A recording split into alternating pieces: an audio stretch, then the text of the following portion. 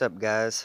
Hopefully your day's going a little bit better than mine. So currently my '07 BMW 328xi has a no crank no start condition.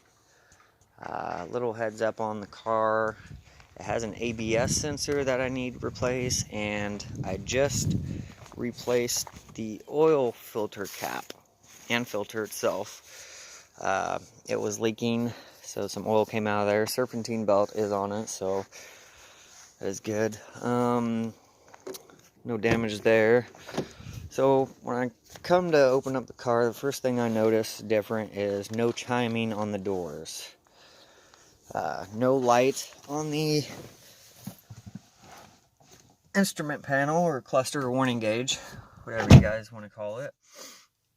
So I'm going to put my fob in the ignition and show you guys what it does, which is nothing. You can hear the sound.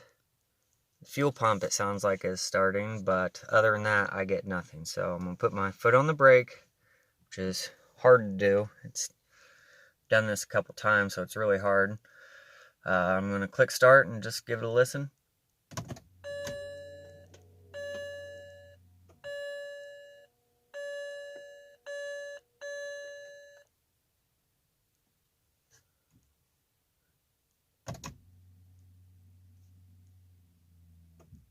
Sounds like fuel's trying to come, but other than that, I don't know the answer, guys. That's why I'm here for you. Now, like I said, I had a low oil pressure, so I replaced the cap, which was the cause of that. And as soon as I got into the vehicle to just start it, no start condition. So if you guys have any advice, I would greatly appreciate it. Let me know what's going on in your opinion. And yeah, that would help me try to start to get to what I need to do. Thanks, guys.